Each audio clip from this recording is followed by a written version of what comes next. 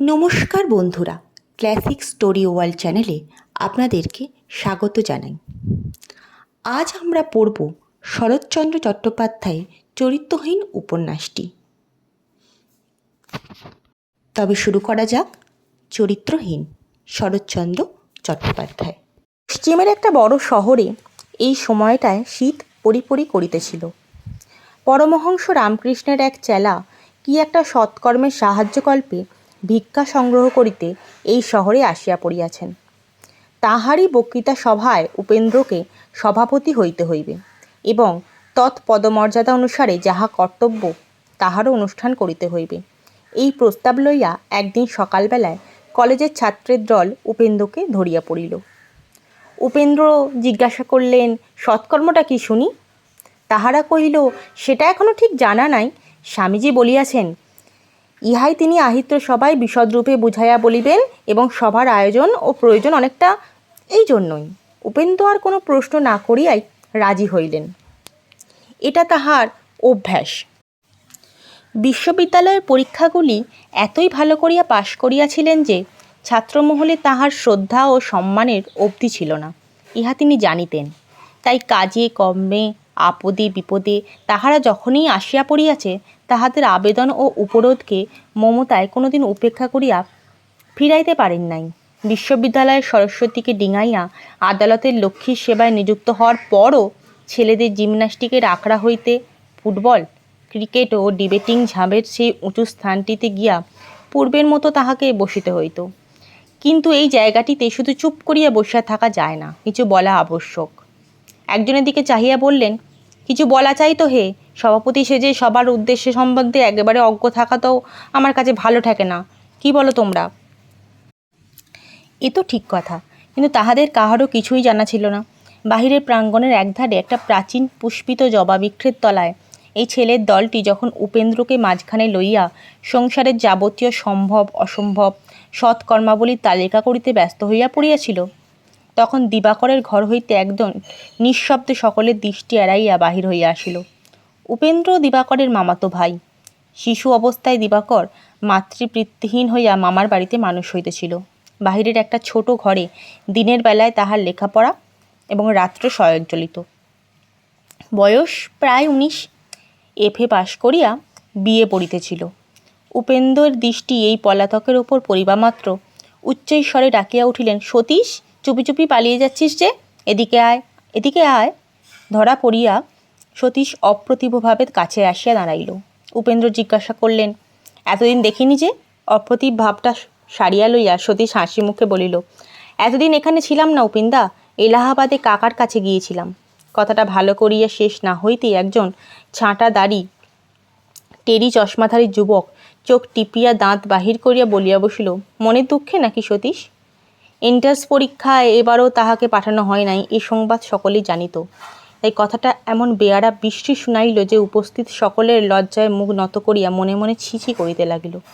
যুবকটির পরিহাস ও দাঁতের হাসি কোথাও আশ্রয় না পাইয়া তখনই মিলাইয়া গেল বটে, কিন্তু সতীশ তাহার হাসি মুখ লইয়া বলিল, ভূপতিবাবু, মন থাকলেই মনে দুঃখ হয়। পাশ করার আশাই বলুন, আমার ভালো করে জ্ঞান হবার পর থেকে ছেড়েছি, শুধু বাবা ছাড়তে পারেননি। তাই মনের দুঃখে কাউকে দেশান্তরী হতে হলে তার হওয়াই উচিত ছিল, অথচ তিনি দিব্যি অটল হয়ে তাঁর ওকালতি করে গেলেন। কিন্তু যা বলো উপিন্দা, এবারে তাঁরও চোখ ফুটেছে। সকলেই হাসিয়া উঠিল। হাসির কথা ইহাতে ছিল না, কিন্তু এই ভূপতিবাবুর অভদ্র পরিহাস যে সতীশকে ক্ষুণ্ণ করতে পারে নাই, ইহাতেই সকলে অত্যন্ত তৃপ্তি বোধ করিল। উপেন্দ্র প্রশ্ন করিল, এবারে তাহলে তুই ছেড়ে দিলি? সতীশ বলল, আমি কি কোনোদিন ধরেছিলাম যে আজ ছেড়ে দেব? আমি কোনোদিন ধরিনি উপিন্দা, লেখাপড়া আমাকে ধরেছিল। এবারে আমি আত্মরক্ষা করব, এমন দেশে গিয়ে বাস করব যেখানে পাঠশালাটি পর্যন্ত নেই। উপেন্দ্র বললেন, কিন্তু কিছু করা তো দরকার, মানুষ একেবারে চুপ করে থাকতে পারে না, পারা উচিত নয়। সতীশ বলিল, না, চুপ করে থাকবো না। এলাহাবাদ থেকে একটা নূতন মতলব পেয়ে এসেছি, একবার ভালো করে চেষ্টা করে দেখব সেটার কি করতে পারি। বিস্তারিত বিবরণের আশায় সকলে তাহার মুখ পানে চাহিয়া আছে দেখিয়া সে সলজ্জ হাস্যে বলিল, আমাদের গায়ে যেমন ম্যালেরিয়া তেমনই ওলা ওঠা। 5-7টা গ্রামের মধ্যে সময় হয়তো একজন ডাক্তার পাওয়া যায় না। আমি সেইখানে গিয়ে হোমিওপ্যাথিক চিকিৎসা শুরু করে দেবো। আমার মা তার মৃত্যুর পূর্বে আমাকে 1000 কয়েক টাকা দিয়ে গিয়েছিলেন। সে টাকা আমার কাছেই আছে। ওই দিয়ে আমাদের দেশের বাড়ির বৈঠকখানা ঘরে ডিসপেন্সারি খুলে দেব। তুমি হেসো না উপিন্দা, তুমি নিশ্চয়ই দেখো এ আমি করব। বাবাকেও সম্মত করেছি, তাকে বলেছি মাসখানেক পরেই কলকাতায় গিয়ে হোমিওপ্যাথিক স্কুলে ভর্তি হয়ে যাব। উপেন্দ্র জিজ্ঞাসা করলেন, মাসখানেক পরে কেন? সতীশ বলিল, একটু কাজ আছে। দক্ষিণপাড়া নবনাট্য সমাজ ভেঙে একটা ফ্যাকড়া বার হয়ে গেছে। আমাদের বিপিনবাবু হয়েছেন ওই দলের কর্তা। টেলিগ্রাফের ওপর টেলিগ্রাফ করে তিনিই আমাকে এনেছেন। আমি কথা দিয়েছি তাদের কনসার্ট পার্টি ঠিক করে দিয়ে তবে অন্য কাজে হাত দেব। শুনিয়া সকলে হো হো করিয়া হাসিয়া উঠিল। সতীশও হাসিতে লাগিল। কিছুক্ষণ উচ্চ হাসি মৃদু হইয়া আসিলে সতীশ বলিল, একটা বাঁশির অভাব হচ্ছে, সেই জন্যই আজ দিবাকরের কাছে এসেছিলাম। এই থিয়েটারের রাতটায় আমাকে উদ্ধার করে দেয় তো আর বেশি ছুটোছুটি করে বেড়াতে হয় না। উপেন্দ্র জিজ্ঞাসা করল, কি বলে ও? সতীশ বলল, আর কি বলবে, পরীক্ষা সন্নিকট।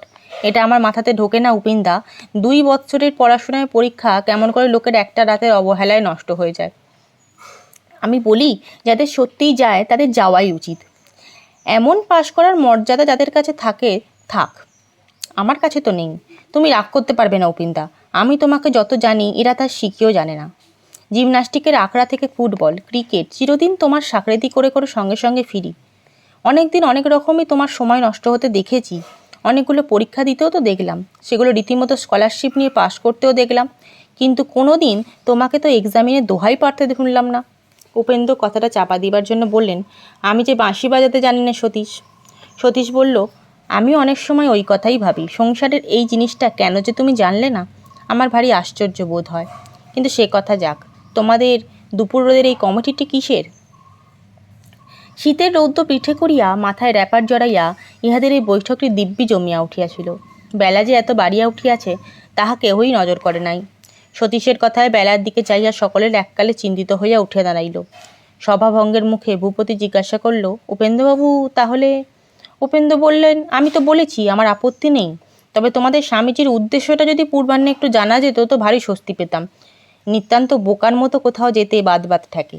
ভূপতি কহিল, কিন্তু কোনো কথাই তিনি বলেন না, বরং এমনও বলেন যাহা জটিল ও দুর্বোধ্য, তা বিশদভাবে পরিষ্কার করে বুঝাইয়া বলিবার সময় ও সুবিধা না হওয়া পর্যন্ত একেবারে না বলাই ভালো। ইহাতে অধিকাংশ সময় সুফলের পরিবর্তে কুফলই ফলে। চলিতে চলিতে কথা হইতেছিল। এতক্ষণে সকলেই বাহির হইয়া রাস্তার একধারে আসিয়া দাঁড়াইল। সতীশ ধরিয়া বসিল। ব্যাপারটা কি উপিন্দা? উপেন্দ্রকে বাধা দিয়া ভূপতি কহিল, সতীশবাবু, আপনাকেও চাঁদার খাতায় সই করতে হবে। কেন, এখন আমরা ঠিক করে বলতে পারবো না। পরশু অপরাহ্নে কলেজের হলে স্বামীজি নিজেই বুঝিয়ে বলবেন। সতীশ বলিল, তাহলে আমার বোঝা হলো না ভূপতিবাবু। পরশু আমাদের পুরো রিহার্সাল, আমি অনুপস্থিত থাকলে তো চলবে না। ভূপতি আশ্চর্য হইয়া বলিল, সে কি সতীশবাবু, থিয়েটারে সামান্য ক্ষতির ভয়ে এরূপ মহৎ কাজে যোগ দেবেন না? লোকে শুনলে বলবে কি? সতীশ কহিল, লোকে না শুনেও অনেক কথা বলে, সে কথা নয়। কথা আপনাদের নিয়ে, কিছু না জেনেও এই অনুষ্ঠানটিতে আপনারা যতটা মহৎ বলে নিঃসংশয়ে বিশ্বাস করতে পেরেছেন। আমি যদি ততটা না পারি তো আমাকে দোষ দেবেন না। বরং যা জানি, যার ভালো মন্দ কিসে হয় না হয় বুঝি, সেটা উপেক্ষা করে তার ক্ষতি করে একটা অনিশ্চিত মুহূর্তের পিছনে ছুটে বেড়ানো আমার কাছে ভালো থাকে না। উপস্থিত ছাত্রমণ্ডলীর মধ্যে বয়সে এবং লেখাপড়ায় ভূপতি সবচেয়ে শ্রেষ্ঠ বলিয়া তিনি কথা বলিতেছিলেন। সতীশের কথায় হাসিয়া বললেন, সতীশবাবু, স্বামীজির মতো মহৎ ব্যক্তি যে ভালো কথাই বলবেন, তাঁর উদ্দেশ্য যে ভালোই হবে এই বিশ্বাস করা তো শক্ত নয়। সতীশ বলিল, ব্যক্তিবিশেষের কাছে শক্ত নয় মানি। এই দেখুন না, এন্ট্রান্স পাশ করাও শক্ত কাজ নয়, অথচ পাশ করা দূরে থাক, 3-4 বৎসরের মধ্যে আমি তার কাছে ঘেঁষতে পারলাম না। আচ্ছা, এই স্বামীজি লোকটিকে পূর্বে কখনো দেখেছেন, কিংবা এর সম্বন্ধে কোনো দিন কিছু শুনেছেন? কেহই কিছু জানে না, তাহা সকলেই স্বীকার করিল। সতীশ বলিল, এই দেখুন, এক গেরুয়া বসন ছাড়া আর তার কোনো সার্টিফিকেট নেই, অথচ আপনারা মেতে উঠেছেন, এবং আমি নিজে কাজ ক্ষতি করে তার বক্তৃতা শুনতে পারি না বলে সবাই রাগ করছেন। ভূপতি বলিল, মেতে উঠি কি সাধে সতীশবাবু? এই গেরুয়া কাপড় পরা লোকগুলো সংসারকে যে অনেক জিনিসই দিয়ে গেছেন। সে যাই হোক, আমি রাগ করিনি, দুঃখ করছি। জগতের সমস্ত বস্তুই সাফাই সাক্ষীর হাত ধরে হাজির হতে পারে না বলে, মিথ্যা বলে ত্যাগ করতে হলে অনেক ভালো জিনিস হতেই আমাদের বঞ্চিত হয়ে থাকতে হয়। আপনিই বলুন দেখি, যখন সঙ্গীতের সা রে গা মা স্বাদ দেন, তখন কতটুকু রসের আস্বাদ পেয়েছিলেন, কতটুকু ভালো মন্দ তার বুঝেছিলেন? সতীশ কহিল, আমিও ঠিক সেই কথাই বলছি। সঙ্গীতের একটা আদর্শ যদি আমার সম্মুখে না থাকতো, মিষ্ট রসাস্বাদের আশা যদি না করতাম, তাহলে এত কষ্ট করে সারেগামা সাধতাম না। ওকালতির মধ্যে টাকার গন্ধ আপনি যদি অত করে না পেতেন, তাহলে একবার ফেল করেই ক্ষান্ত দিতেন। বারংবার এমন প্রাণপাত পরিশ্রম করে আইনের বইগুলো মুখস্থ করতেন না। উপিনদাও হয়তো একটা স্কুল মাস্টারি নিয়ে এতদিন সন্তুষ্ট হয়ে থাকতেন। উপেন্দ্র হাসিতে লাগিলেন, কিন্তু ভূপতির মুখ লাল হইয়া উঠিল।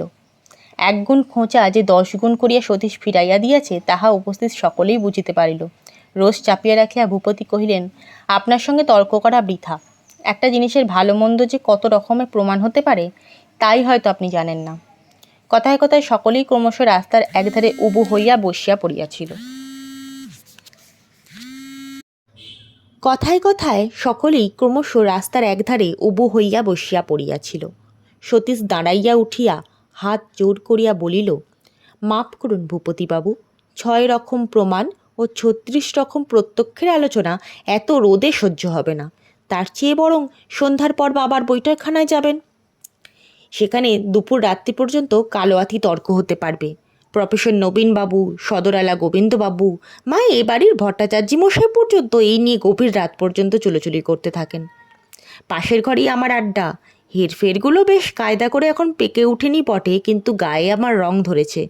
অসময়ে পেকে গাছতলায় পড়ে শিয়াল কুকুরে পেটে যেতে চাইনে। তাই এটা বাদ দিয়ে আর কিছু যদি বলবার থাকে তো বলুন, না হয় অনুমতি করুন, বিদায় হই।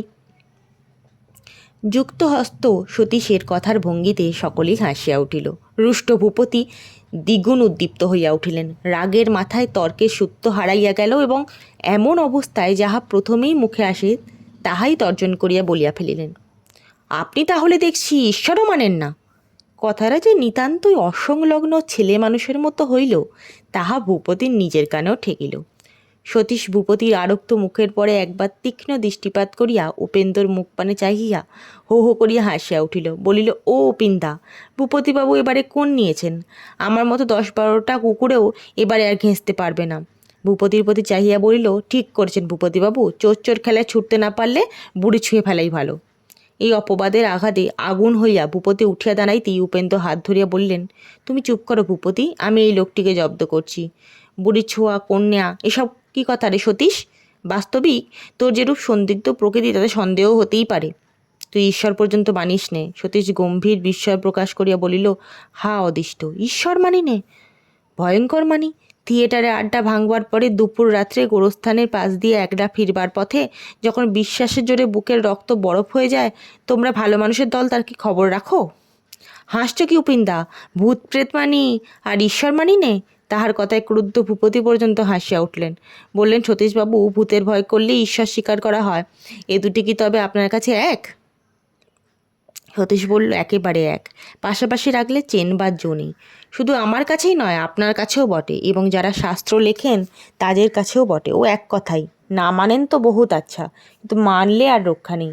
দায়ে ঘায়ে আপদে বিপদে অনেক তরফ দিয়ে অনেক রকম করে ভেবে দেখেছি, বাকবিতণ্ডাও বিস্তর শুনেছি, কিন্তু যে অন্ধকার সেই অন্ধকার। ছোট একটুখানি নিরাকার ব্রহ্মই মানো আর হাত পাওয়ালা 33 কোটি দেবতায় স্বীকার করো, কোনো ফন্দিই খাটে না। সমস্ত এক শিকলে বাঁধা। একটিকে টান দিলেই সব এসে হাজির হবে। ওই স্বর্গ নরক আসবে, ইহকাল পরকাল আসবে, অমর আত্মা এসে পড়বে। তখন কবরস্থানের দেবতাগুলিকে ঠেকাবি কে দিয়ে? কালীঘাটের কাঙালির মতো? সাধ্য কি তোমার একজনকে চুপি চুপি কিছু দিয়ে পরিত্রাণ পাও? নিমেষের মধ্যে যে যেখানে আছেন এসে ঘিরে ধরবেন। ঈশ্বর মানি আর ভূতের ভয় করি নে, সে হবার জো নেই ভূপতিবাবু। যেরূপ ভঙ্গি করিয়া সে কথার উপসংহার করিল, তাতে সকলেই উচ্চরবে হাসিয়া উঠিল। অপেক্ষাকৃত লঘুবয়স্ক 2জন বালকের হাস্যকোলাহলে লৌবিহারের অলস মধ্যাহ্ন চঞ্চল হইয়া উঠিল। উপেন্দ্র স্ত্রী সুরবালার প্রেরিত যে চাকরটা দূরে দাঁড়াইয়া এতক্ষণ বিড়বিড় করিতেছিল, সে পর্যন্ত মুখ ফেরাইয়া মৃদু মৃদু হাসিতে লাগিল। কলহের যে মেঘখানা ইতিপূর্বে আকার ধারণ করিতেছিল, এই সমস্ত হাসির ঝড়ে তাহা কোথায় উড়িয়া গেল তাহার উদ্দেশ্য রইল না। কেহই হুঁশ করিল না। দ্বিপ্রহর বহুক্ষণ উত্তীর্ণ হইয়া গিয়াছে, এবং এতক্ষণে বাড়ির ভিতরে খুদ পিপাসাতুর ঝির দল উঠোনে দাঁড়িয়া চেঁচামেচি করতেছে, ও রান্নাঘরে বামুন ঠাকুরেরা কর্মত্যাগের দৃঢ় সংকল্প পুনঃ পুনঃ ঘোষণা করিয়া দিতেছে। মাস 3 পরেই কলিকাতার একটা বাসায় একদিন সকালবেলায় ঘুম ভাঙিয়া সতীশ বিছানায় এপাশ ওপাশ করিতে করিতে হঠাৎ স্থির করিয়া বসিল, আজ সে স্কুলে যাইবে না। সেও হোমিওপ্যাথি স্কুলে পড়িতেছিল। এই কামাই করিবার সংকল্পটা তাহার মনের মধ্যে সুধা বর্ষণ করিল এবং মুহূর্তের মধ্যে বিকল দেহটাকে সবল করিয়া তুলিল। সে প্রফুল্ল মুখে উঠিয়া বসিয়া তামাকের জন্য হাঁকাহাঁকি করিতে লাগিল। ঘরে ঢুকিল সাবিত্রী। সে অনতি দূরে মেজের ওপর বসিয়া পড়িয়া হাসি মুখে জিজ্ঞাসা করিল, ঘুম ভাঙল বাবু? সাবিত্রী বাসার ঝি এবং গৃহিণী, চুরি করিত না বলিয়া খরচের টাকা করি সমস্তই তাহার হাতে। এক হারা অতি সুশ্রী গঠন, বয়স বোধ করি 21-22-এর কাছাকাছি, কিন্তু মুখ দেখিয়া যেন আরও কম বলিয়া মনে হয়। সাবিত্রী ফর্সা কাপড় পরিত এবং ঠোঁট দুটি পান ও দোক্তার রসে দিবারাত্রি রাঙা করিয়া রাখিত। সে হাসিয়া কথা কইতে যেমন জানিত, সে হাসির দামটিও ঠিক তেমনই বুঝিত। গৃহসুখ বঞ্চিত বাসার সকলের ওপরই তাহার একটা আন্তরিক স্নেহ মমতা ছিল। অথচ কেউ সুখ্যাতি করিলে বলিত, যত্ন না করলে আপনারা রাখবেন কেন বাবু?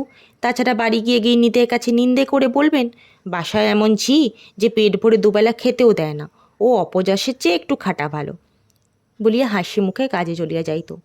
বাসার মধ্যে শুধু সতীশই তাহার নাম ধরিয়া ডাকিত, যা তা পরিহাস করত এবং যখন তখন বকশিশ দিত। সতীশের ওপর তাহার সেহটা কিছু অতিরিক্ত ছিল। সারাদিন সমস্ত কাজকর্মের মধ্যে বোধ করি এই জন্যই সে তাহার একটি চোখ এবং একটি কান এই উন্নত বলিষ্ঠ চারুদর্শন যুবকটির উদ্দেশ্যে নিযুক্ত রাখিত। বাসার সকলেই ইহা জানিত এবং কেহ কেহ সকৌতুকে ইঙ্গিত করতে ছাড়িত না। সাবিত্রী জবাব দিত না, মুখ টিপিয়া হাসিয়া কাজে চলিয়া যাইত। সতীশ কহিল, হ্যাঁ, ঘুম ভাঙল, বলিয়াই বালিশের তলা হতে একটা টাকা ঠং করিয়া ফেলিয়া দিল। সাবিত্রী টাকাটা তুলিয়া লইয়া বলিল, সকালবেলায় আবার কি আনতে হবে? সতীশ বলল, সন্দেশ, কিন্তু আমার জন্য নয়, এখন রেখে দাও, রাত্রে তোমার বাবুর জন্য কিনে নিয়েছেও। সাবিত্রী রাগ করিয়া টাকাটা বিছানার উপর ফেলিয়া দিয়া বলিল, রেখে দিন আপনার টাকা, আমার বাবু সন্দেশ খেতে ভালোবাসে না।